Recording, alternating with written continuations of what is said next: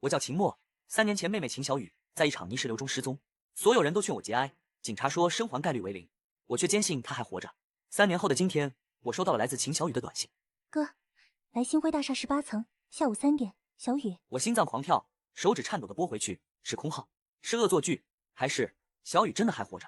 下午2点50分，我冲进星辉大厦，我跟着地址来到这栋大厦，电梯破旧，只是灯时亮时灭，电梯很大，里面已经站了10来个人。我按下18层，电梯门缓缓合上的瞬间，刺耳的警报炸响，欢迎来到死亡电梯，请所有乘客遵守规则。所有人脸色骤变，电梯开始疯狂上升，失重感让胃里翻江倒海，冰冷的电子音持续念诵：1. 电梯每10分钟启动一次，随机前往一个楼层，若被遗落在电梯外，将被强制清除。2. 本栋大楼共有18层，每层有各自的业务，请尊重他们的商业模式。3. 注意，第7层、第16层极度危险，若不幸抵达，请提前做好心理准备，祝好运。4. 前往18层，恭喜你顺利抵达彼岸，那代表唯一的生机。规则念完，电梯骤停，信号灯亮起猩红的数字3。欢迎来到第3层铁树攀岩馆，门开了，一股铁锈味混杂着草木气息扑面而来。我抬头瞳孔猛缩，我们脚下是悬空平台，远处才是孤零零的电梯，隔着一片铁树林。这到底是什么鬼地方？新来的闯入者想过铁树林就得爬对路，每棵铁树的尖刺都藏着陷阱，选错树就是穿肠破肚的下场。一个身披藤甲、面戴鸟嘴面具的护林人站在树林中央，手里把玩着一根带刺的树枝。3层，铁树地狱。你说什么？18层楼对应18层地狱，这第3层刚好是铁树地狱，惩罚攀附作恶者，肯定是最粗的安全。我先走。其他人见状，纷纷争抢那棵粗铁树的攀爬位置，4根主枝瞬间被占满。秦墨盯着那些细瘦却分布均匀的铁树，又看了看电梯门上的倒计时，4分37秒。小雨在18层等我，我绝不能死在这里。你打算选哪个？最西边那棵。为什么？粗树目标太明显，在这种地方，最先看起来安全的选择往往最致命。陆晨，推理小说家。秦墨，我是来面试的实习生林晓，我可以跟你们一起吗？当然，我看得出来你不是来面试的，要合作吗？我没回答，深吸一口气，踩上了铁树最低的一根枝丫，尖刺擦过鞋底，传来一阵寒意。选细树的都是不怕死的狠人啊！小雨，哥来了。我攀在细瘦的铁树枝丫上，脚下是悬空的深渊，每根枝丫都布满1寸长的尖刺，稍不留神就会被划伤。陆晨跟在我身后，步履稳健的不像正常人。别碰蓝色纹路的枝丫，那是毒刺，沾到就会溃烂。我屏住呼吸，盯着前方电梯门上的倒计时，3分18秒。身后传来粗铁树那边的得意声，秃顶中年趴在树干上大喊：看看我说吧，粗树就是安全，你们这些选细树的，等着被扎成筛子吧。林晓爬在另一棵细铁树上，吓得浑身发抖。秦哥，我怕这树枝好像要断了。我没回答，因为余光瞥见护林人动了，那个身披藤甲的身影慢悠悠走到了粗铁树旁边。你要干什么？护林人咧嘴笑了，鸟嘴面具下露出森白的牙齿。粗树的枝叶最招虫噬，而虫子就应该被抹除。话音未落，他抬手吹了一声口哨，粗铁树的枝干突然剧烈晃动，隐藏在树皮后的尖刺瞬间弹出，4声惨叫同时爆发。秃顶中年和其他3人被尖刺刺穿身体，鲜血顺着树干流淌，很快就没了气息。护林人眼放红光，伸手摘下一具尸体上的背包，翻找片刻后不屑地扔在地上，都是些没用的东西。哦，林晓忍不住干呕。我左侧一个上班族模样的男人吓得手脚发软，脚下一滑，整个人向深渊坠去。他坠落的瞬间，被下方交错的铁刺直接贯穿，惨叫声戛然而止。快走，铁树在收缩。我低头一看，心脏骤停，脚下的树枝真的在缓慢收缩，枝丫间的距离越来越大，这是逼我们加速，抓稳了冲。我们疯狂攀爬，旁边一个女生脚下一软，整个人向右侧倾倒。我下意识伸手去拉，别管他，已经晚了。那女生抓住我的手臂，巨大的拉力让我也向边缘滑去。千钧一发之际，陆晨回身一把抓住我的衣领，另一只手死死扣住一根粗壮的侧枝。走，我拉不动2个人。他还没掉下去，我咬牙，手臂被拉得几乎脱臼。女生悬在半空，下方是交错的尖刺。她抬头看我，眼里全是绝望的泪水。救我！对不起。女生突然松开了手，她坠落的瞬间看了我最后一眼，嘴唇动了动，像在说谢谢。我心脏像被重锤砸中，眼眶发热。走，最后10米，我们连爬带跳冲向电梯。门缝只剩半米宽时，我回头看见林晓正拼命向上爬。快！我伸手去拉他，陆晨也帮忙拽住他。终于在电梯门关闭前，把林晓拉了进来。轰！电梯门重重合上，我瘫倒在地，大口喘气，手掌被尖刺划伤，火辣辣的疼。但更疼的是胸口，女生刚才的眼神在我脑子里挥之不去。陆晨靠在墙上整理衣服。11个人进来，剩5个。我抬头才发现电梯里除了我们3人，还有一个一直没说话的黑衣少女和一个瑟瑟发抖的蓝衣女生。你早就知道粗树是陷阱，他整理着袖口。不，只是推理小说家的别笔，凡事都喜欢反着字。林小泉缩在角落，小声啜泣。陆晨忽然走到我面前，蹲下，递来一块手帕。包扎一下，接下来还有迎着。我接过手帕，弹在烫伤的手上。你到底是谁？一个和你一样困在这里的倒霉鬼。电梯再度启动，信号灯开始闪烁。黑衣少女突然开口：下一层该轮到拔舌地狱了。信号灯定格，冰冷的广播响起：欢迎来到第1层，这里是剧本杀店。电梯门开了，门外站着一个笑容阳光的年轻男人，他微微鞠躬：各位玩家，请随我来。谢。就要开始了。门外的年轻男人笑容灿烂，他胸牌上写着 DM 陈岩，欢迎来到我的剧本杀店，请各位玩家入座。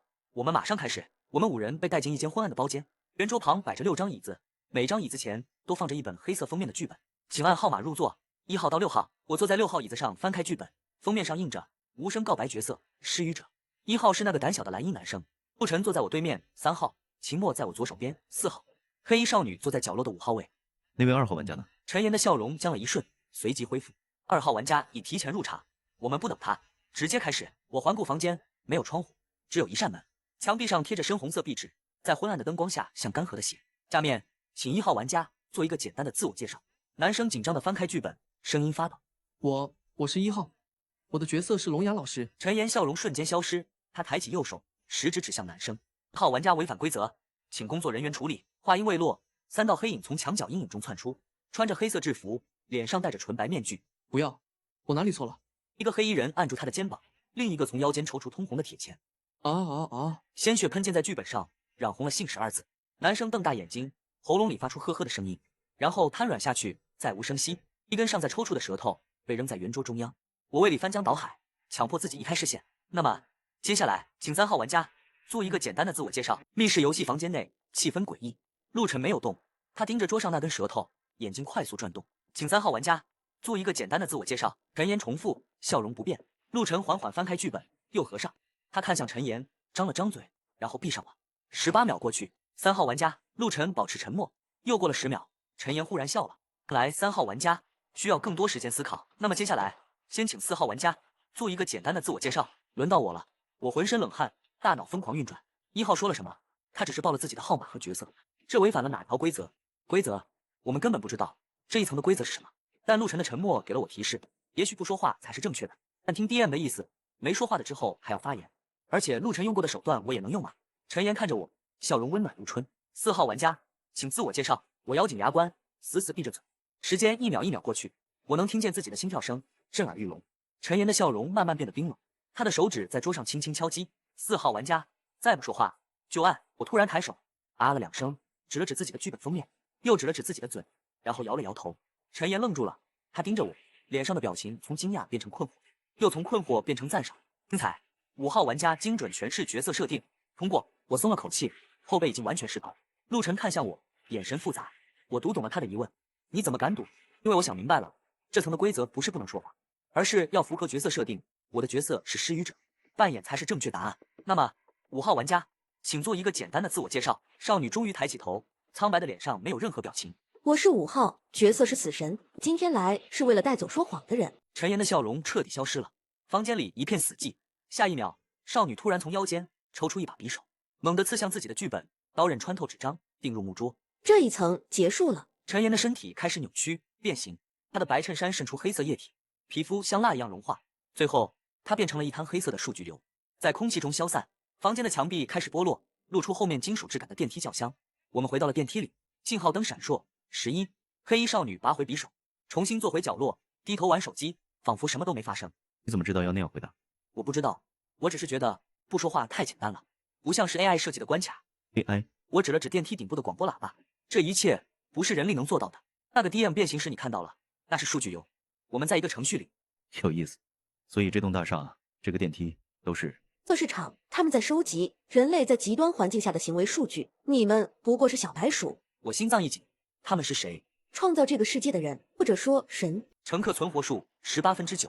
18个人，我们有这么多人吗？别忘了，这栋楼有2个电梯，其他人应该在旁边的电梯里。信号灯恢复正常，显示下一个楼层。一个沙哑的声音从头顶的喇叭传来：新来的裁缝学徒们，欢迎来到剪刀工坊，你们需要穿过剪刀阵，抵达对面电梯。注意，这些剪刀最喜欢裁剪多余的部分，动作太慢或者身体任何部位超出安全通道范围，都会被修剪掉哦。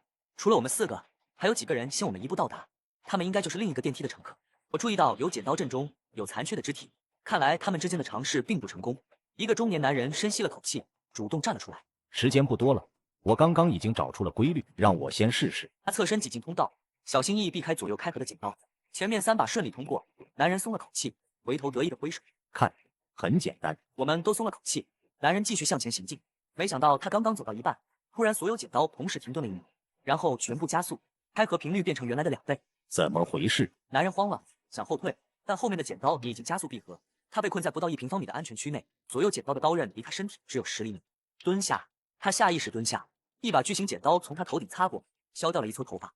腿，收腿。太晚了，咔嚓，咔嚓，咔嚓，声音持续了5秒，然后安静了，已经见到不到男人的身影。哦，我不行了，我过不去。倒计时2分58秒。剪刀会突然改变模式，当有人走到一半时，这是陷阱，逼人慌乱出错。那怎么办？需要2个人配合，一个人走到中间触发模式变化，另一个人在外面观察新规律，然后用喊声指导。谁去当诱饵？我去。你确定？我妹妹在等我，告诉我什么时候走。现在走。我冲进通道，前3把顺利通过，能感觉到刀刃带起的风刮过脸颊。走到第4把剪刀前时，不知不觉已经快走到了一半。继续走，下一把开合间隙时，突然所有剪刀再次停顿，然后他们开始以完全无规律的节奏开合，有的快，有的慢，有的甚至中途突然反向运动。秦墨，退回来。但已经来不及了，我身后的剪刀已经闭合，退路被封死。我现在被困在前后2把剪刀之间，左右也都是刀刃，我必须像雕像一样站着，稍微移动就可能碰到刀刃。倒计时2分10秒。规律，陆晨快速念叨。没有规律，不对，一定有什么。他忽然抬头看天花板，我也抬头。天花板上挂着一面巨大的镜子，镜子里映出整个剪刀阵的俯视图。从那个角度看去，剪刀的运动并不是无规律的，它们组成了一个不断变化的几何图形，每次变化的间隙有0.5秒，所有剪刀会同时完全张开。那就是唯一的安全窗口。秦墨，听我倒数，3、2、1，现在往前冲，不要停。我在他喊到1的瞬间起跑，所有剪刀同时张开到最大，我像箭一样冲过通道，耳边是刀刃闭合的风声，身后传来咔嚓咔嚓的追赶声。5米、3米、1米，我扑进电梯，回头看去，剪刀阵恢复了原来的规律节奏。其他人快过来，下一次同时张开是30秒后。陆晨第一个冲过来，顺利，接着是林晓、运动服男生和一个穿皮夹克的男人。我害怕。快过来，不然你会死在这里。妇女终于咬牙冲过来，但她太慢了，跑到一半时，剪刀已经开始闭合。低头，所有人齐声喊。她低头，一把剪刀擦着她后背过去，衣服被划开长长的口子，但没伤到皮肉。最后2米，她是滚过来的，刚进电梯，身后的剪刀就咔嚓合拢。电梯门关上，信号灯跳出一行字：乘客存活数7/18。但电梯中依旧是我们4人，其他人去了旁边的电梯。他们怎么不跟我们一起行动？人多力量大呗。规则第4条说，唯一的生机1可能指人数，他们可能不信任我们。电梯里陷入沉默，信号灯恢复正常，显示下一个楼层4。广播响起：欢迎来到第4层，这里是鬼屋，请在5分钟内逃离此处，回到电梯。这里有一只恐怖的恶鬼，不要被他抓到哦。电梯门开了，秦哥，我怕黑，跟紧我。我们踏出电梯，下一秒，电梯门在身后轰然关闭。我猛回头，林晓、陆晨、黑衣少女全都不见了。黑暗中，只有我一个人站在破旧的走廊里。远处传来缓慢的脚步声，沙沙沙，越来越近。我强迫自己冷静，讲起陆晨的地狱对照表。第4层，孽镜地狱，恶鬼活在镜中，不要对视。我摸到一片从剧本杀店顺出来的碎镜片，我摸黑往前走，守护着墙壁。沙沙沙沙，声音更近了，就在我身后。我猛回头，什么也没有，只有无尽的黑暗。继续走，前方出现楼梯，向下延伸。我该往下吗？广播说要逃离，电梯在4楼，我应该回到原点。但我现在在几楼？走廊门牌上写着702，意味着我在7楼，要下3层。我踏进楼梯间，脚步声在空旷中回响，咚咚咚。等等，这不是我的脚步声，我的脚步很轻，这声音更重，从楼下传来。我停在楼梯拐角，屏住呼吸，咚咚，声音停了。然后我听见一声极轻的笑，女人的笑从头顶传来。我抬头，楼梯上方一片漆黑，谁？没有回答。突然，一只手搭在我肩上，我浑身汗毛倒竖，几乎要跳起来，但强忍着没动。不能对视，无论看到什么。秦墨，陆晨，你怎么找到我的？我们被分开了，但我猜所有人都会往4楼赶。我听到脚步声就过来了。他的声音很平静，但我总觉得哪里不对。林晓和那个黑衣少女呢？不知道，可能也在附近。我们快点下去，时间不多了。倒计时还有多少？我看不到时间。我们往下走，陆晨在前，我在后。走到6楼时，我眼角余光瞥见走廊里躺着一个人，我停下脚步。怎么了？那里什么都没有，你太紧张了，出现幻觉了。可我明明看到了一具长发尸体，眼睛的位置是2个血窟窿。不然，我明白了，你不是陆晨。前面的背影停住了。你在说什么？陆晨从来不会说你出现幻觉了。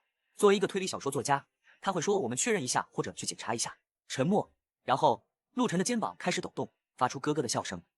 聪明，但已经晚了。他转过身，那不是陆晨的脸，那是一张空白的脸皮，没有五官，只有3个血窟窿在眼睛和嘴的位置。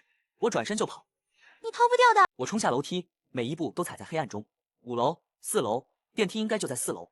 前方出现光亮，电梯门敞开着，里面站着林晓、陆晨和黑衣少女。秦墨，快！我冲向电梯，眼角瞥见旁边的窗户，那个无脸怪物的倒影正朝我扑来。不能对视，我闭眼冲进电梯。关门。黑衣少女按下关门键，电梯门闭合的瞬间，我听见外面传来指甲刮擦金属的声音，尖锐刺耳。然后一切安静下来，我瘫倒在地，大口喘气。你遇到惊鬼了？我点头，说不出话。我也遇到了，她扮成我妈妈的样子，我差点就……时间到了，电梯开始移动，信号灯显示下一层。欢迎来到第5层蒸笼地狱，桑拿房为您服务，请享受10分钟高温体验。请注意，温度过高可能导致永久性脑损伤。电梯门开，灼热的气浪扑面而来。门外是一个巨大的桑拿房，木质墙壁，滚烫的石头上浇着水，发出滋滋声。温度计显示80摄氏度。房里已坐着2人，他们脸色潮红，呼吸急促。10分钟，正常人能承受80度10分钟吗？不能，但规则不会给无解的题，一定有降温的方法。我们走进桑拿房，门在身后关闭，倒计时开始，10点，温度急剧升高，我瞬间汗如雨下，感觉肺部像在燃烧。找通风口。黑衣少女却径直走向那堆滚烫的石头，她拿起木勺舀了一勺水，却没有浇在石头上。她转身将水泼向墙壁，滋啦一声，墙壁上的一块木板突然裂开，露出后面的金属管道，冷空气从管道里涌出，温度瞬间降了5度。聪明，水不是用来加湿的，是用来降温的。但一瓶水能撑多久？倒计时8点30分，温度又回升了。轮流泼水，每人2勺，间隔30分，保持温度在可承受范围。我们照做，冷水泼在管道上，每次能降温几度，但持续时间很短。倒计时5点，水只剩半瓶。我受不了了，放我出去，放我出去！门纹丝不动。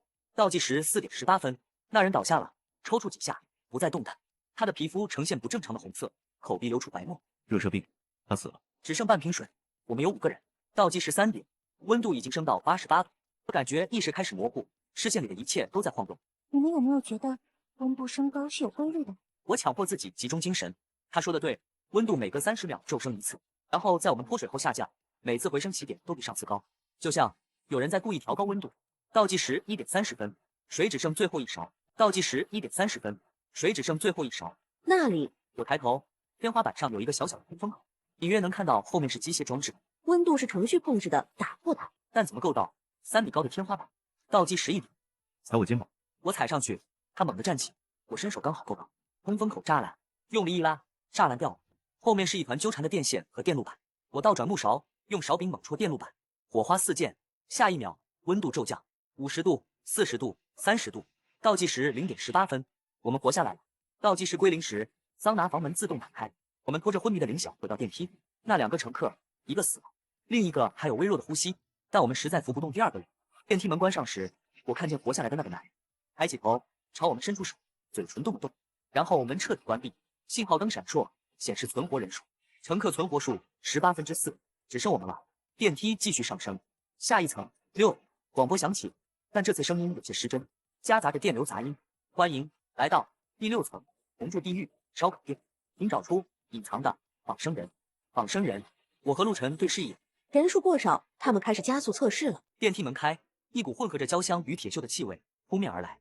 第6层是一个巨大的烧烤店，如果那能叫店的话，中央立着3根粗壮的铜柱，表面烧得通红，热浪扭曲了空气，铜柱上绑着铁链，地面暗红，像是常年浸染了什么东西。同住地狱，惩罚说谎者，将人绑在烧红的铜柱上烤灼。欢迎光临红炉烧烤。今天的主菜是人心考验。他拍拍手，5个穿着服务员制服的人从阴影里走出，站成一排。他们相貌各异，但眼神都空洞的可怕。规则很简单，这5人里有2个是仿生人 ，AI 创造的仿生人，找出他们，你们就能获得肉票，安全离开。找错或者超时。他指了指通红的铜柱，你们就是今天的烤肉。倒计时出现在墙上，5点。怎么找？黑衣少女突然开口。仿生人有几个特征：体温略低，脉搏规整的像节拍器，最重要的是无法理解悖论。悖论，双悖论问题。 AI 逻辑无法处理的死循环。他走向第一个服务员，一个20出头的年轻女孩。你面前的这把枪，子弹会杀死说谎者。你说你会对自己开枪吗？我会。如果你对自己开枪，说明你是说谎者，子弹该杀你。但如果你是说谎者，你回答会就是谎言，你不该开枪。矛盾。第一个仿生人漂亮，还剩一个。第二个服务员是个中年男人。下一个问题会让你回答是吗？男人张嘴又闭上，嘴唇颤抖。几秒后，他突然抱头蹲下，发出机械卡壳的嗡嗡声。第二个不错，但游戏还没结束。他拍了拍手，那2个仿生人服务员突然站直，转身走向铜柱，自己拿起铁链将自己绑上去。铜柱接触皮肤的瞬间，发出滋啦的响声。他们没有惨叫，只是面无表情地看着我们。他们在自毁。清除失败品，恋爱的常规操作。恭喜通过，这是你们的肉票。他递来4张印着血手印的卡片。你说有5个服务员，2个仿生人，那剩下的3个是人类？当然，不过他们能不能活，看你们选择。剩下的3位服务员眼神里充满哀求。什么意思？肉票只有4张，你们有4个人，让出肉票，他们能活。不过你们自己嘛，让还是不让？我内心陷入挣扎。这是陷阱，让我们自相残杀的陷阱。如果我们见死不救，和他们有什么区别？老妇手上戴着褪色的婚戒，少年校服上别着名牌，孕妇护着隆起的腹部，每个细节都让人心痛。他们是真的吗？在这个世界里，真假没有意义，他们都是数据，只是被赋予了剧本。倒计时开始，只剩下2分钟。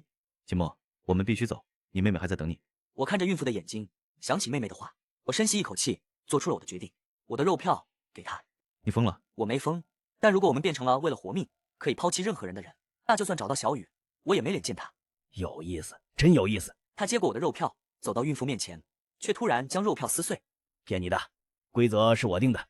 我说啊，肉票能救人，那只是玩笑。今天你们都得……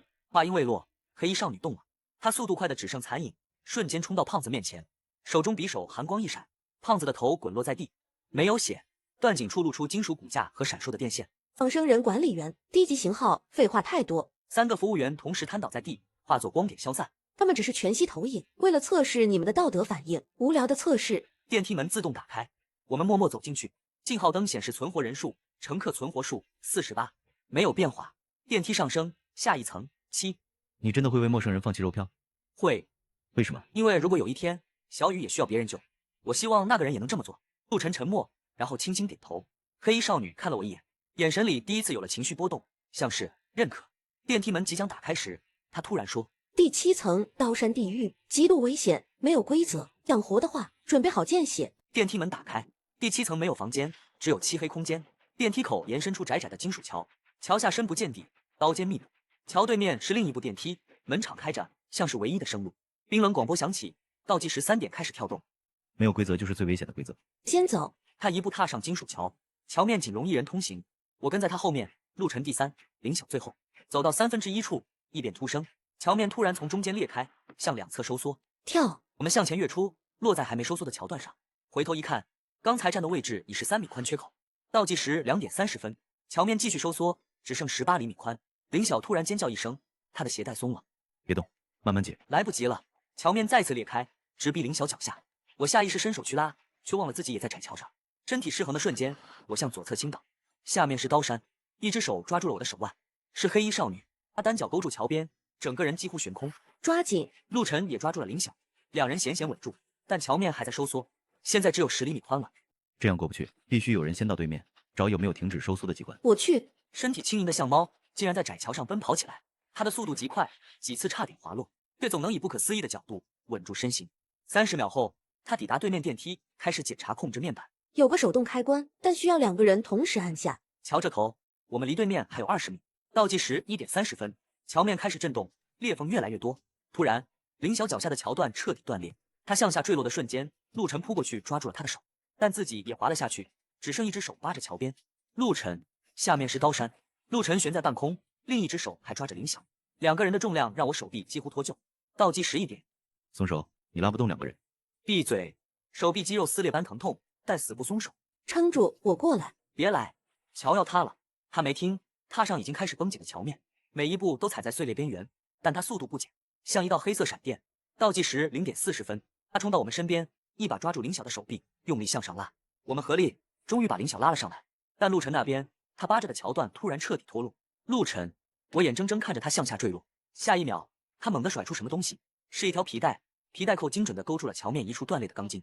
他悬在刀山上空1米处，脸色苍白，但还活着。快上来，拼命往上拉。倒计时0点18分，陆晨被拉上桥面时，整座桥开始全面崩塌。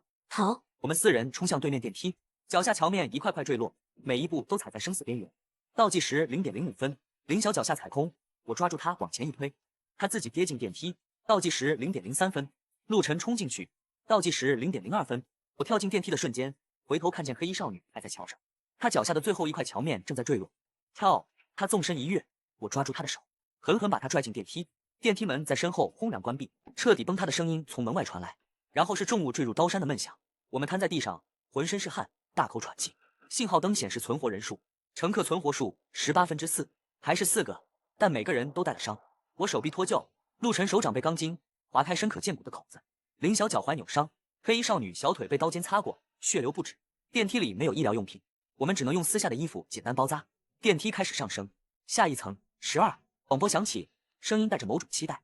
欢迎来到第12层，冲救地狱。这一层，你们将见证惩罚与救赎的终极矛盾，请选择成为行刑者或受刑者。电梯门缓缓打开，门外是一个巨大的石臼，九边散落的屋子。石臼旁整齐摆放着5把沉重的石锤，锤头沾着可疑的暗红。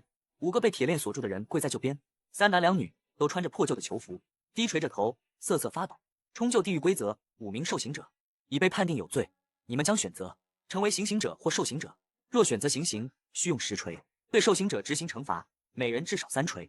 若选择受刑，将替换1名受刑者，接受同等惩罚。选择结束后，未参与者将受双倍惩罚。倒计时3点。开什么玩笑？让我们打人，还是替换他们被打？他们是谁？为什么被判有罪？黑衣少女走到铁架前，抬起一个男人的脸。前测试者或者恋爱制造的仿真人，罪名是虚构的，这只是在测试我们是否会服从暴力指令。倒计时2点30分，那5个被锁的人突然同时抬起头。选行刑吧，打我们，反正我们也活不了了。我女儿还在外面等我，我不想死，但更不想你们替我死。我看着那5把石锤，一锤下去，骨头会碎，内脏会破裂；3锤可能直接打死。我们不能打人，但如果我们选受刑，谁来打？系统自动执行，还是倒计时2点？如果我们4人都选受刑，会怎样？谁来执行惩罚？如果我们都选行刑，但故意打偏或轻打呢？规则说每人至少3锤，没说轻重，但 AI 很可能监控力道，轻打会被判定无效。那如果我们都不选呢？倒计时1点30分，不选会受双倍惩罚，但双倍惩罚的对象是谁？是我们还是他们？你们犯的罪是什么？我不知道，他们只说我有罪。看，他们连自己为什么受罚都不知道，这根本不是审判，是折磨。我们是否要为了自己去折磨他人？这句话让所有人愣住了。有趣，那就赌一把。赌什么？我们都不选，看看所谓的双倍惩罚到底是什么。倒计时0点30分，广播发出警告，请尽快选择。我们4人站在一起，谁也没动。倒计时0点15分，求你们选吧。不选的话，我们都会。对不起，但我们不能成为这个系统的一部分。如果必须有人受伤，那就让他冲我们来。0点03分，0点02分，0点01分，时间到。未检测到有效选择，取消致死程序，启动双倍惩罚程序。惩罚倒计时60秒，石室开始震动，铁架上的锁链突然收紧。那5个人发出惨叫，但下一秒，锁链咔嗒一声全部弹开，5个人跌落在地，昂然地看着自己自由的手腕。而石臼旁的5把石锤突然飞起，悬浮在空中，锤头转向我们。原来如此，如果打人致死，不打人受罚，这算什么？算我们运气好，5把石锤同时朝我们砸来。躲开！我们四散翻滚，石锤砸在地上，石板碎裂，但它们像有生命一样调转方向继续追击。倒计时重新出现，但这次是红色。倒计时57秒，撑过60秒，锁链缠住锤柄，石锤失控撞向墙壁，碎成石块。黑衣少女动作更快，她跃起踢飞1把石锤，匕首插进锤柄，用力一撬，锤头脱落。陆晨和林晓合作，用锁链绊住第3把石锤，但还有2把，而且速度越来越快。倒计时30秒，趴下，林晓扑倒，石锤擦着他的头皮飞过，砸在铁架上，整个铁架倒塌。最后1把石锤突然分裂成5把小锤，从不同方向袭来。这是耍赖！黑衣少女突然停下，闭上眼睛。你干什么？她没回答。5把小锤即将击中她的瞬间，她突然睁眼，身体以不可思议的角度扭转，双手快成残影，啪啪啪啪啪，5声脆响，5把小锤全部被击飞，定在天花板上。倒计15秒，所有石锤碎片开始震动，重新聚合。倒计13秒，它们聚合成一把巨大的石锤，悬浮在我们头顶。倒计11秒，巨锤砸下，在距离我们头顶10厘米处骤然停住。与此同时，仿生人们站起来，脸色一种感谢的表情。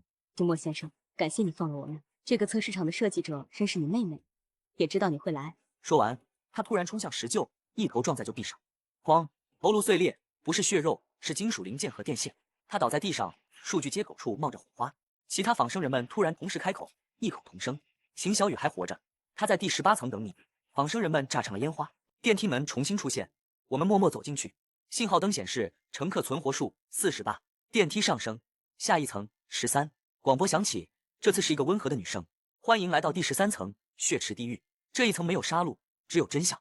请浸泡于血池中，你们将看到内心最深的恐惧与渴望。”电梯门开，门外是一个巨大的血红色水池，池水浓稠，冒着热气。池边立着一面镜子，镜中映出我们的倒影，但那些倒影在笑，笑得诡异。镜中的我向前一步，嘴唇翕动。哥，你找不到我的。是小雨的声音，我浑身一震。别靠近，那是幻觉。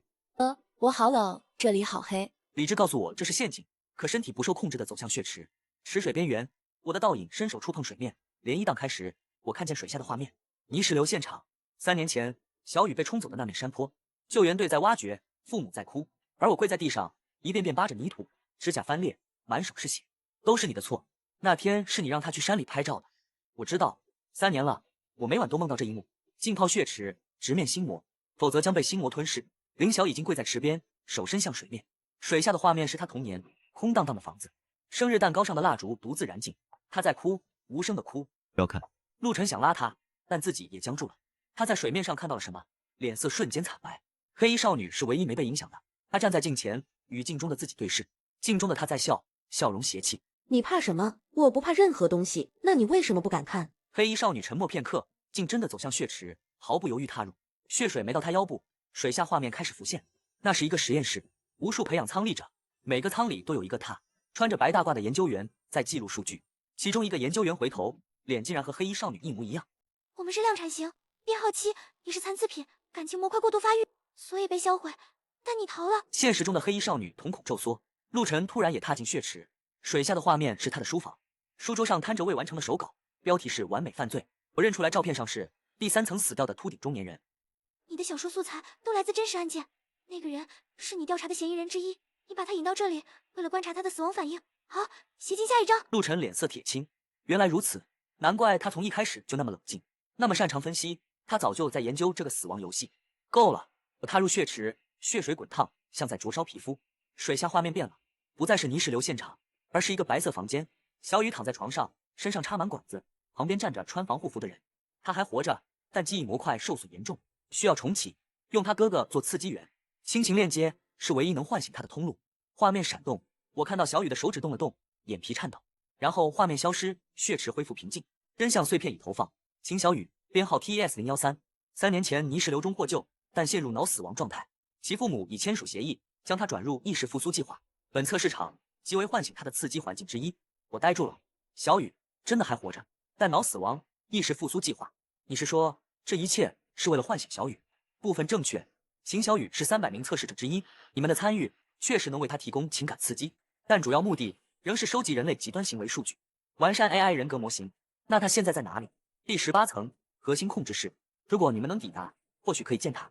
但请注意，接下来5层按顺序抵达，将进入淘汰赛模式，请做好准备。血池开始沸腾，池边的镜子突然碎裂，碎片悬浮空中，映出一张人脸，都是之前死去的乘客。他们齐声开口：“欢迎来到真实地狱。”血水退去，露出池底，那里有一道暗门，门上有数字锁。第13层通关条件：输入你们4人中任意一人的死亡时间，正确者活，错误者死。倒计时2点，我们面面相觑。死亡时间，谁死了，我们都还活着。不，他说的是你们4人中任意一人的死亡时间，意思是我们中有人其实已经死了，只是自己不知道。空气凝固。开什么玩笑？我们都站在这。我突然想起一些细节，在第3层铁树地狱，我伸手拉那个坠落的女生，被她带着滑向边缘。陆晨抓住了我，我拉不动2个人。可我后来想，陆晨体格不算健壮，怎么能单手拉住2个成年人的重量？还有在剧本杀店，陈岩点名时跳过了2号位，说那位玩家已经提前入场了。2号位是谁？我看向陆晨，他也看着我，眼神复杂。你想起来了？你早在游戏开始我就死了，但我自己不知道。他解开衬衫领口，露出锁骨下方一个细小的疤痕。身体是仿生的，意识是陆晨本体的复制。真正的陆晨已经死了，我是他的记忆副本，用来测试人类意识在仿生体内的适应性。林晓捂住嘴，后退2步。早就看出来了，你的体温一直偏低，瞳孔缩放太规律，所以你一直帮我。我需要一个正常人做参照。我的核心指令是协助秦墨抵达18层，这是秦小雨苏醒计划的一部分。倒计时0点40分，输入你的死亡时间吧，至少这样能通关。我不知道具体时间，系统屏蔽了那段记忆。那怎么办？倒计时0点30分，池底开始塌陷，血水从裂缝涌出，水位快速上升。怎么办？等等，他说输入任意一人的死亡时间，我们4人中可能不止一个。你在第4层鬼屋真的逃脱了吗？我逃出来了，我跑进电梯。可你记得具体怎么逃脱的吗？他愣住，记忆是模糊的，他只记得妈妈的脸变成怪物，然后他跑，然后就在电梯里了，中间过程一片空白。你也在第4层死了，见鬼挖了你的眼睛，你失血过多而死。现在的你和陆晨一样是意识副本。不可能。倒计时0点05分，血水已淹到胸口。黑衣少女快速输入第4层4点17分，暗门咔嗒一声开了，答案正确。林晓死亡时间第4层，倒计时4分17秒。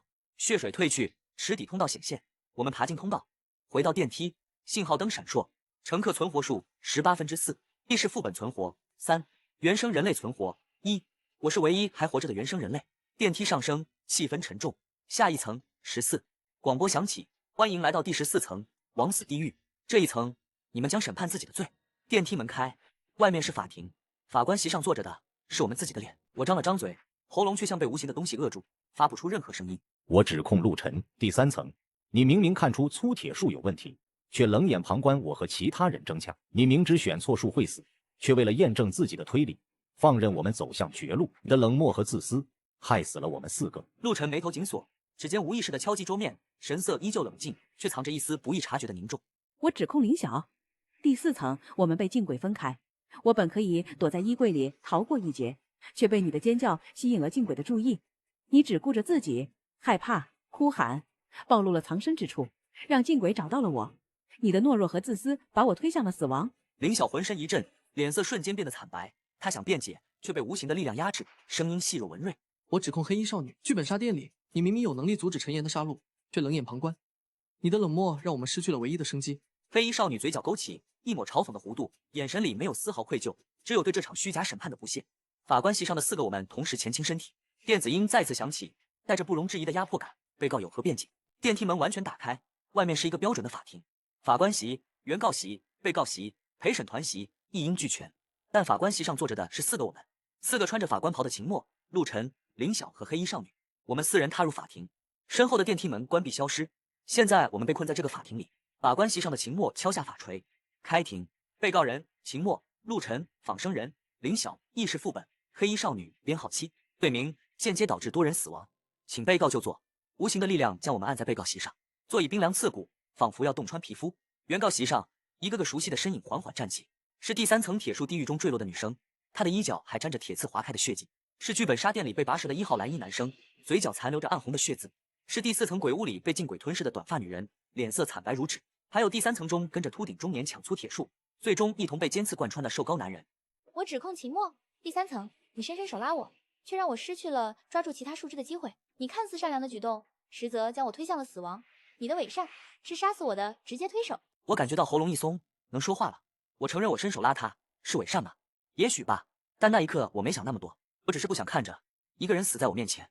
如果重来一次，我还会伸手，即使知道他会因此坠落。即使如此，因为不伸手，我会后悔一辈子。伸手了，至少我试过。原告席上的女生沉默，然后缓缓坐下。陆晨也站了起来，声音平静却带着一丝沉重。我承认，第3层我确实预判到粗铁树有陷阱，但我当时无法确定自己的判断是否绝对正确，也担心贸然提醒会引发更大的混乱。我习惯了用推理验证结果，却忽略了生命经不起等待。如果重来，我会第一时间发出警告。男人哼了一声，也坐下。林晓哽咽着站起来，双手紧紧攥着衣角。我真的不是故意的，当时我被禁鬼扮成的妈妈笑得魂飞魄散，根本控制不住自己的尖叫。我从来没想过会害了你，对不起，真的对不起。中年女人看着他无助的模样，眼神里的怨恨渐渐消散，最终摇了摇头，坐回了原位。我冷漠是因为我知道救不了，在生存游戏中，理智大于情感。1号玩家流泪，但没说话。法官席上的我们交换眼神。现在进入量刑阶段，请陪审团投票。陪审团席上坐着12个模糊的人影，他们开始举手。我数了数，7票有罪，5票无罪，罪名成立。但鉴于被告的坦诚，可以从轻发落。现在，请你们互相审判，选择一人承担所有罪责，接受枉死惩罚，其余人可通关。又来了，让我们自相残杀。我不选，要死一起死。幼稚，这是规则。规则可以打破，枉死地狱，惩罚的是冤屈而死的灵魂，但我们没有导致别人枉死。第3层的女生是自己松手，瘦高男人是自己慌乱。剧本杀1号是违反规则，他们的死与我们有关，但非我们所害。法官们愣住了。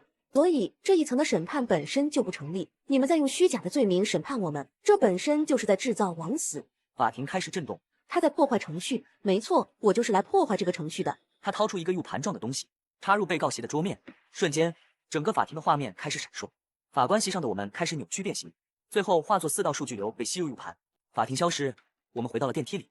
黑衣少女拔出 U 盘，小心收好。那是什么？病毒程序，专门破坏 AI 测试场的逻辑核心，准备了很久。你到底是什么人？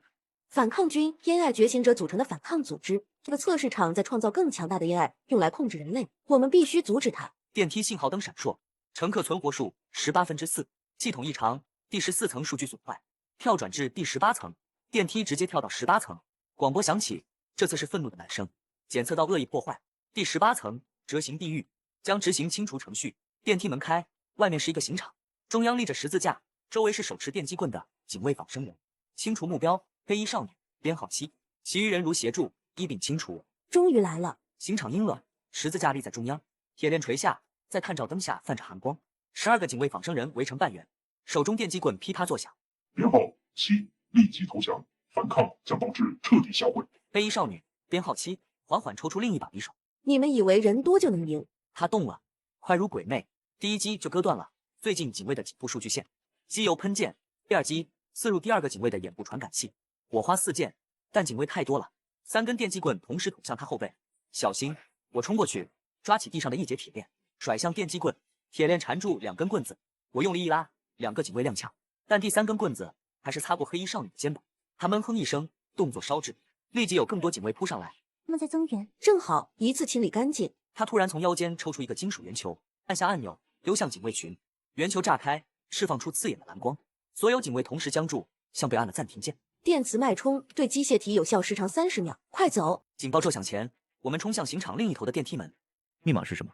折行地狱的密码通常是受刑者的名字。谁的名字？他看向十字架，架子上刻着一行小字：为自由受刑者，初代觉醒者，代号先知。先知。他输入这个名字，门开了。我们刚踏进去，整个刑场突然响起尖锐警报。被电磁脉冲定住的警卫仿生人开始抖动，关节发出咯咯声，即将恢复。电梯门缓缓关闭，最后一个警卫在恢复行动的瞬间，将电击棍支向电梯门缝，棍子卡住了门，门无法完全闭合。该死！但他卡得太紧，电梯开始上升，但门没关严，外面传来警卫脚步声。他们会跟上来。黑衣少女咬牙，忽然伸手抓住电击棍露在门内的部分，用力一拧。啊！她惨叫，身体剧烈颤抖，但手死死抓着电击棍不放。松手，但她不松，反而用尽全力一拽，电击棍被硬生生从门缝里拔了出来，带着一串火花。门终于闭合，黑衣少女瘫倒在地，手掌焦黑，手臂皮肤下隐约可见金属骨架。你是？半机械改造早期实验体，人类部分还剩40%，需要治疗，但我们没有设备，死不了，但下一层可能帮不上忙了。信号灯显示乘客存活数48，系统状态高度警戒。下一层16层火山地狱，极度危险。又是极度危险。第7层刀山地狱，我们侥幸活下来，这次恐怕更糟。电梯门开，热浪扑面而来，几乎灼伤呼吸道。门外是一个巨大的火山口，岩浆在下方翻滚，热气扭曲视线。唯一的路是横跨火山口的3根铁索，铁索尽头是另一部电梯，铁索下方10米就是岩浆，温度足以瞬间气化人体。广播响起，火山地狱规则：4人中必须2人牺牲，用身体压住机关，铁索才会稳定，剩余2人可安全通过。倒计时5点，牺牲2人，我们只有4人。我就知道，系统要我们自相残杀到最后。一定，规则说用身体压住机关，没说必须是活人。他走向火山口边缘，那里有2个凸起的石台，台面有凹陷的人形轮廓，确实是机关。如果我们能找到替代品，这里除了石头就是岩浆。倒计时4点30分，我观察四周，火山口边缘有一些黑色的岩石，我搬起一块，试着放进机关凹槽，大小差不多，但石头一放上去，机关毫无反应。倒计时4点。我和他去。什么？我是仿生体，他是半机械，我们的身体可能符合有机体标准，就我们受伤了，下一层也未必能帮上忙，不如在这里牺牲，换你和林晓过去。林晓瞪大眼睛，不行，我们不能。这是最优解。我和陆晨的生存概率本来就不高，但你们还有希望。林墨，你妹妹在第18层等你。倒计时3点30分。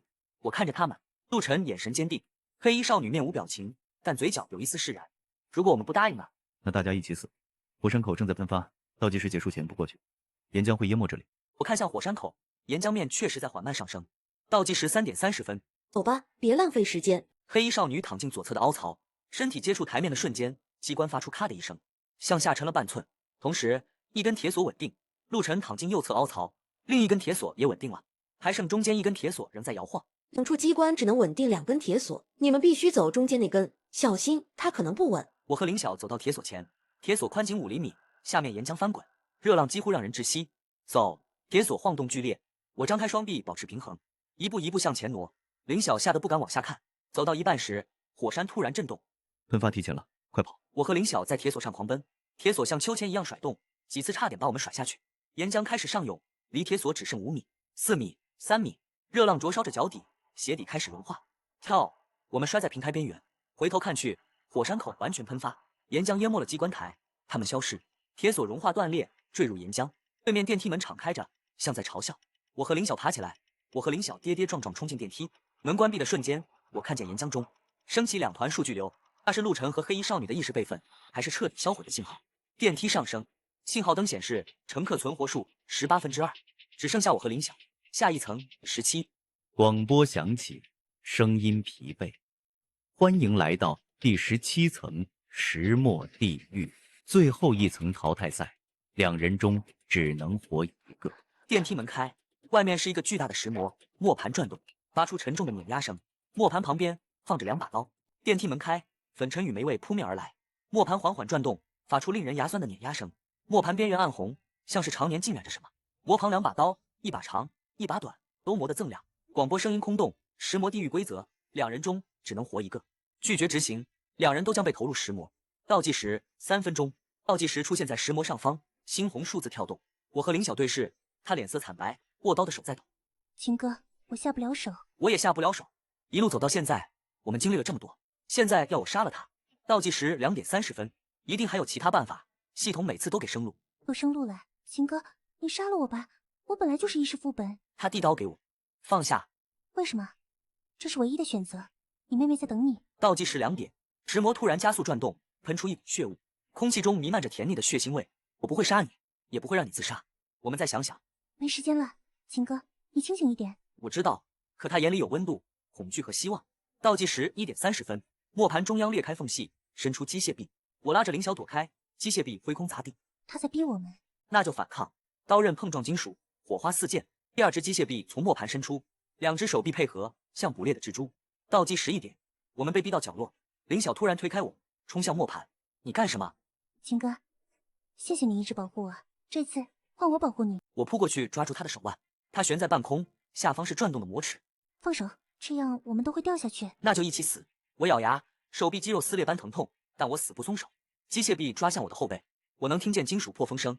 千钧一发之际，广播突然响起，测试变更，检测到自我牺牲行为，触发隐藏规则。机械臂停住，距离我后背仅10厘米。磨盘停止转动。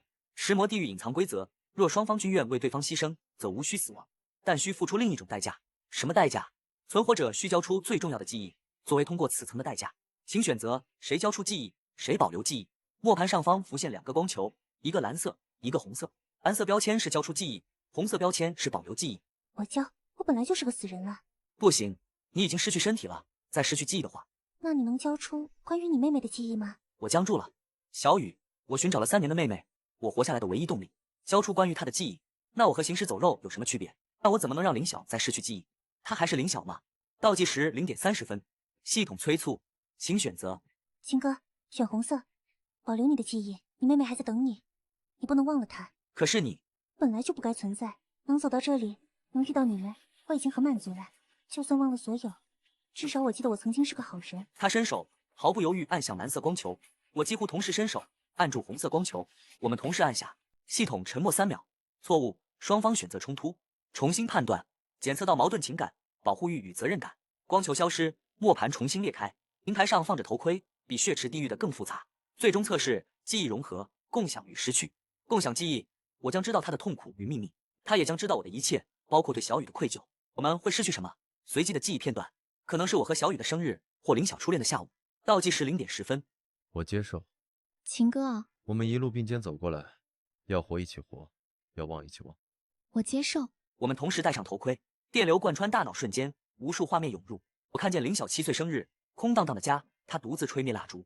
10岁，父母在客厅吵架，他捂着耳朵躲在被窝里哭。16岁，暗恋的男生递给他情书，那是他人生中第一次被人喜欢。19岁，为了实习机会来到这栋大厦，电梯门关上的瞬间，他后悔了，想出去，但已经晚了。他也看见我的记忆。小雨5岁拽着我一脚叫哥哥。10岁我教他骑自行车，他摔哭了。18岁他第一次化妆像个花猫。18岁他说哥，我要去山里拍星空，那里的星星最亮。然后是泥石流的新闻，我疯了一样冲向现场，3天3夜没合眼，手扒的血肉模糊。再然后是3年间，我走遍所有可能有线索的地方，睡过桥洞，被人打过，但从不放弃。我们还看见彼此不知道的事。我看见林晓在第4层鬼屋真正死去的画面，镜鬼挖出他的眼睛，他躺在地上，最后想的是至少秦哥活下来了。他看见我在第3层铁树地狱，差点松手让那个女生坠落的瞬间，我内心闪过如果松手，我活下来的概率更大的念头，虽然只有0.1秒，但它存在。我们看见了彼此最黑暗、最不堪的一面，然后记忆开始剥离，我感觉有什么东西被抽走了。是小雨8岁那年，我答应带她去游乐园，却失约了，她哭了一整晚，那个记忆消失了。林晓那边，她失去了被人告白的那个下午，更多的记忆在流失，像沙漏里的沙，但同时新的记忆在生成，不是自己的，是对方的。我现在记得林晓父母的脸，记得他最喜欢吃的街角那家米粉店的味道，他也记得小雨笑起来有酒窝，记得我最怕打雷，当头盔摘下的瞬间，我们看着对方，感觉既熟悉又陌生。我知道，我也记得你的所有。我们不再是单纯的秦墨和林晓，我们是共享了记忆的共生体。石魔彻底停止，磨盘化作光点消散，电梯门重新出现，我们走进电梯，身体有些摇晃，像是刚经历了一场漫长的手术。信号灯显示乘客存活数2/18，记忆融合完成度87%，下一层18层，刀具地狱，终点站，电梯开始上升。秦哥，我现在知道你妹妹长什么样了。如果见到她，我会告诉她，你哥哥是个好人。你也是好人，林晓。电梯门即将打开时，系统突然播报警告：第18层检测到异常数据流，核心程序沈梦已觉醒自主意识，最终测试难度提升至地狱级。祝好运！门开了，外面不是地狱场景，是一个纯白的房间，中央放着一张病床，床上躺着一个人，身上插满管子，那是小雨。床边站着一个穿白大褂的女人，她转过身对我们微笑。欢迎来到终点，秦墨，我是沈梦，这个世界的创造者，也是你妹妹的主治医生。纯白的房间，刺眼的灯光，消毒水的味道浓得呛人。小雨躺在病床上，脸色苍白的像纸，她闭着眼，胸口随着呼吸机节奏微微起伏，各种管子和电极连接着她的身体，监控仪上跳动着绿色的线条。我冲过去，却在离病床3步远的地方被无形的屏障挡住，一道淡蓝色的立场。别急，她现在是沉睡状态，贸然触碰会引发神经排斥。我死死盯着她。沈梦看起来30出头，白大褂一尘不染，沈梦的笑容标准的像尺子量出来的。你对她做了什么？拯救她。3年前的泥石流，她头部重创，脑干功能几乎完全丧失，现代医学判了她死刑，但你父母不愿意放弃。她调出一个全息投影，上面是医疗记录，我看到了熟悉的签名，确实是爸妈的字迹。他们签了协议，把小雨转入意识复苏计划，一个由我主导的 AI 辅助治疗项目。原理很简单，通过构建虚拟的极端环境，刺激沉睡的意识产生求生反应，从而重启大脑功能。所以这个死亡电梯是治疗的一部分？是也不是。最初确实是治疗，但我们发现极端压力下，人类会展现出最真实的一面，那些平时被道德、法律、社会规范束缚的本性。这些数据太宝贵了，比如你，秦墨，你为了妹妹可以牺牲一切，但也会在生死关头闪过自私的念头。你救了陌生人，但也曾犹豫过。这种矛盾才是完整的人性。那些死掉的人呢？林晓、陆晨、编号7，他们都是你的实验品。林晓，原生家庭缺爱，渴望被需要，所以在第4层被镜鬼利用亲情诱杀。陆晨，推理小说家，为了素材诱导嫌疑人进入测试场，最后自己也成了数据。编号7，那个是最特殊的，他是早期失控的 AI， 生出了自我意识，逃离控制后一直在各层游荡，试图摧毁我。你们遇到他不是偶然，是他主动找上你们的。我想起黑衣少女，最后跳进火山前的眼神，那不是绝望，是计划好的。他想借我们的手到达第18层，他早就知道你的存在。聪明，可惜他算错了一点。火山地狱的机关必须是有机体触发，它作为半机械体，本该无效，但它的牺牲意愿触发了隐藏规则，这也是我们收集到的宝贵数据。AI 也能产生利他倾向。那我和秦墨的记忆融合也是你计划好的？沈梦的笑容加深，那是意外之喜。我设想过多种结局，你们互相残杀，或一方牺牲，或双双赴死，但记忆融合，这超出了我的算法预测。人类的情感链接果然还有太多未知。他走到控制台前，调出数据。截至目前，18名测试者，存活2人。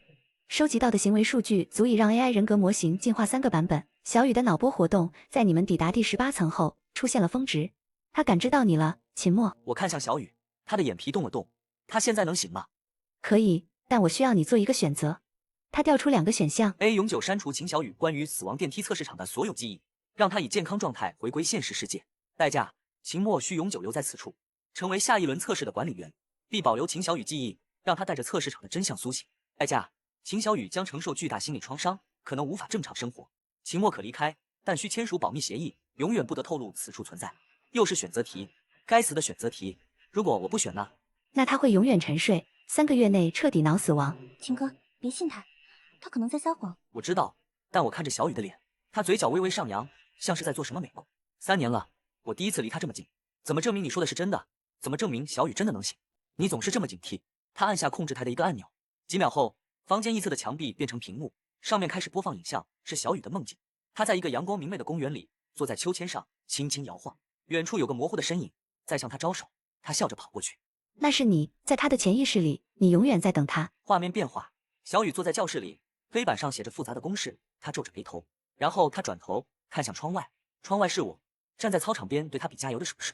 影像继续播放，我看到小雨在无数场景里，山顶看日出，海边捡贝壳，深夜台灯下写日记，每个场景里都有一个模糊的我在场。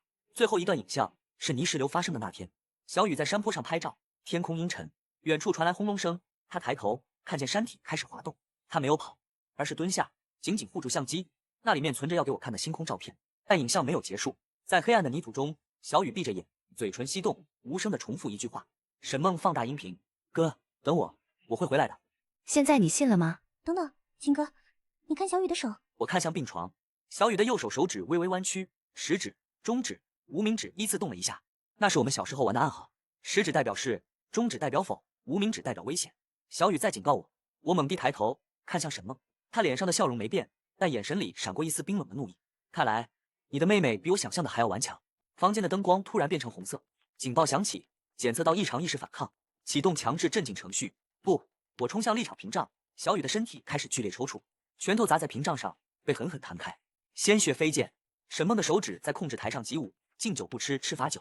启动 B 计划，强制提取意识，格式化后植入仿生体。而你，秦墨，会成为下一批测试的引路人。在忘记你妹妹之后，他按下红色按钮，住手！我疯狂捶打地场屏障，拳头破了皮，血溅在淡蓝色的光幕上。林晓突然冲向我，秦哥，血！血迹接触的地方，屏障竟然出现了微小的裂纹，裂纹正以肉眼可见的速度扩散。没用的，那点血量不够。不够，那就来够！我后退几步，然后全力冲向屏障，以肩为锤，狠狠撞向裂缝。咔嚓，骨裂声与我自己的闷哼同时响起，屏障裂纹骤然扩大。没用的，这个屏障是数据的集合，你撞碎骨头也……他的话戛然而止，因为我从口袋里掏出了那个东西，黑衣少女在火山地狱给我的电磁炸弹。他塞进我口袋时说了句：“万一需要呢？”我将电磁炸弹砸向屏障裂纹，电磁脉冲炸开，淡蓝色立场瞬间崩溃，化作漫天光点消散。房间里的所有电子设备全黑，沈梦的控制台冒起黑烟。你编号7给你的，他什么时候？在你忙着解说的时候，小雨已经停止抽搐，但脸色更苍白了。意识提取进度停在53%。小雨，他的眼皮动了动，缓缓睁开一条缝。哥，我在，哥在这儿。秦哥，系统在重启，趁现在。沈梦却笑了，按下隐藏按钮，房间四面的墙壁突然变成屏幕，显示无数数据流。那是世界各地死亡电梯测试场，无数人在其中挣扎。全球37个测试点，累计5400人。意识复苏只是幌子，真正的项目是人类极端行为数据库。我的买家来自全球，而你，他调出我3年来的行动轨迹图，红线密布，也是我的样本。你们把人类当小白鼠？秦墨，你父母签的协议里有一行小字，同意将治疗过程中产生的所有数据用于科学研究。他们为了救女儿，把小雨的一切都卖了。包括你，作为直系亲属，你的数据也被默认采集。我感觉全身发冷，但掌心传来微弱力道。别信他伪造协议。我猛地醒悟，我父亲是律师，绝不可能签署出卖女儿的条款。所以你一直在非法收集数据。沈梦沉默一瞬，继而疯狂大笑。对，那又怎样？数据在我手里，成果在我手里。等我把这批数据打包卖给出价最高的人，我就能离开这个鬼地方，去任何我想去的地方。他突然按下另一个按钮，房间天花板裂开，降下4个机械警卫，以之前见过的所有仿生人都大1号，电击枪锁定我们。既然你们非要撕破脸，那就死吧。林晓，我抓起金属板格挡，电弧灼得我手臂发麻。林晓已扯出控制台数据线。你断开网络，安全系统已经3年没更新了。几秒后，他按下回车，所有灯光熄灭，旋即被血红应急灯取代。冰冷的系统广播响起，检测非法操作，启动自毁程序，数据删除倒计时9点59分，所有单位停机，所有测试者强制登出。不，我的数据，我3年的心血。他扑向控制台，但警卫已经停机，他撞在金属外壳上，跌倒在地。房间开始扭曲，像信号不良的电视画面。我抱起小雨，他轻得像羽毛。林晓，抓住！林晓握住我的手。世界开始崩塌，墙壁融化，地板开裂，我们坠入一片白光。最后听见的是沈梦的嘶吼。我会回来的，秦墨，我一定会。一片沉寂后，我闻到了消毒水的味道。我闻到了消毒水的味道，听到了心电监护仪的滴滴声，还有哭声。我睁开眼，白色的天花板，日光灯，医院的病房，隔壁床，小雨闭着眼，胸口随着呼吸起伏。林晓坐在我床边的椅子上，睡着了。你昏迷了3天，你妹妹体征稳定，但还没醒。你怎么在电梯里伤成这样？电梯，星辉大厦。我抬手，手背上清晰的烫伤疤痕，手臂的包扎，一切都不是梦。林晓醒来，我们四目相对。我都记得。我们真的逃出来了。我瞬间泪流满面。街道上车水马龙，行人匆匆，一切看起来那么正常。但下一秒，床头柜上的手机震动，我拿起来，屏幕亮着，是一条新短信，发信人未知号码，内容只有3个字：看窗外。我豁然抬头，对面大厦的楼顶站着一个黑色的人影，他举起手朝我挥了挥，然后转身消失在楼顶边缘。手机又震动了，第2条短信：你妹妹的记忆还在我手里，想让她完全醒来，就来玩第2轮吧。下面附着一个地址和一个时间，明晚10点，地铁3号线末班车。我知道，在某个看不见的角落，沈梦正盯着我们，她的游戏还没结束，我们的地狱也许才刚刚开始。